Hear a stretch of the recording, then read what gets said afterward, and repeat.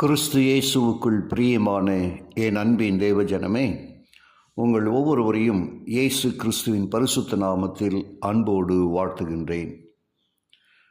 ஒரு புதிய தலைப்பின் கீழாக தேவ செய்தியை நாம் கேட்போம். உடைந்த கல்லூரி.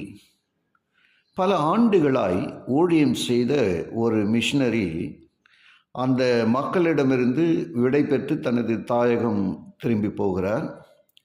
அந்த இடத்தை விட்டு புறப்படுவதற்கு முன்னாடி ஒரு கல்லை எடுத்து அது ரெண்டாக உடைச்சி அவர்களிடம் ஒரு பகுதியை கொடுத்துட்டு மறுபகுதியை அவர் வைத்து கொண்டார். தான் போய் வேறொரு மிஷனரியை அனுப்பி வைப்பதாக அவர் வாக்களித்தார். அப்படி வரும் மிஷனரியிடம் தன்னிடமுள்ள உடைந்த கல்லை கொடுத்து அனுப்புவதாக சொல்லி சென்றார். ஆண்டுகள் பல கடந்து சென்றன. ஒரு நாள் மிஷனரி ஒருவர் அந்த கிராமத்துக்கு வந்தார். அவரிடம் கல்லில் உடைந்த துண்டு இருந்தது. முன்னாள் மிஷனரி அனுப்பிய அது நபர் என்பதற்கு அதுவே அடையாளம். அதை கண்ட மக்கள் மனம் சந்தோஷம் அடைந்தனர். பின்னும் சில ஆண்டுகளுக்கு பின் அந்த கிராமத்தில் கல்வி பணி துவங்கியது. இறுதியில் கல்லூரி ஒன்றும் நிறுவப்பட்டது. அந்த கல்லூரிக்கு உடைந்த கல்லூரி என்று பெயர் சூட்டப்பட்டது. 7ஆம் நாளாகிய சனிக்கிழமைக்கு என்ன 25 மணி நேரமா, அல்லது அன்று சூரியன் மேற்கே உதிக்கிறது, பெண்ணே அதில் என்ன விசேஷம் இருக்கிறது என சிலர் கேட்கிறார்கள். ஆகவே ஓய்வு நாள் ஏன் கொடுக்கப்பட்டது என்பதை அறிய வேண்டியது மிக அவசியமாக இருக்கிறது அல்லவா?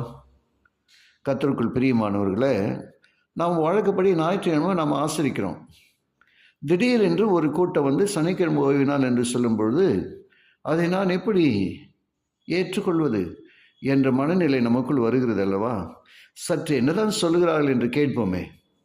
இயேசுவே மெய்யான தேவன் என்று இந்த சத்தியம் நமக்கு கற்றுக் கொடுக்கிறது. இளைப்பாற செய்கிறவர் என்று ஆண்டவரை குறித்து நாம் பார்க்கிறோம். பரிசுத்தம் செய்கிறவர், நம்மை பரிசுத்தப்படுத்துகிறவர் அவர் என்பதை இந்த நாள் மையப்படுத்துகிறதாம். விடுதலை செய்கிறவர், தொழுகைக்கு அவர்தான் பாத்திரர் என்று 5 விதமான காரியங்களை இந்த ஓய்வு நாள் சத்தியம் சொல்வதாக நமக்கு பாடங்கள் வருகிறது. ஆகவே ஓய்வு நாளே நமக்கு இவைகளெல்லாம் போதிக்கின்றது. இந்த உண்மைகளை ஒவ்வொன்றாய் நாம் ஜெபத்தோடு பார்க்கலாமா? வாங்க. இயேசுவே மெய்யான தேவன். இந்த உலகம் சிருஷ்டிக்கப்பட்டது என்ற எண்ணம் கொஞ்சம் கொஞ்சமாக குறைந்து பரிணமித்தது என்ற கருத்து மேலோங்கி வருகிறது.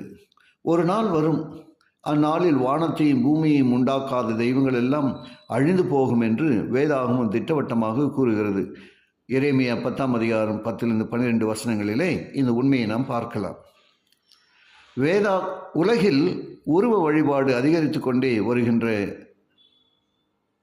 இந்த சூழலில் ஒன்றை கொள்ளும் ஒருவனே தேவன் என்ற திராவிட நாட்டிலும் உருவ வழிபாட்டுடன் பல தெய்வ வணக்கங்களும் வேர்விட்டு இன்றைக்கு இருக்கிறது. நாம் ஜெபத்தோடு காரியங்களை ஆராய்வோம், ஜெபிப்போம். கிருபையுள்ள நல்ல பிதாவே, உமக்கு நன்றி சொல்கிறோம். இந்த நாளிலும் நீர் எங்களுக்கு கற்றுக் கொடுத்த உடைய வார்த்தைகளுக்கு ஸ்தோத்திரம். உண்மை எது என்பதை நாங்கள் புரிந்து கொள்ள எங்களுக்கு உதவி செய்துள்ளோம். இயேசுவின் வழியாக ஜெபிக்கிறேன் நல்ல பிதாவே, ஆமென்.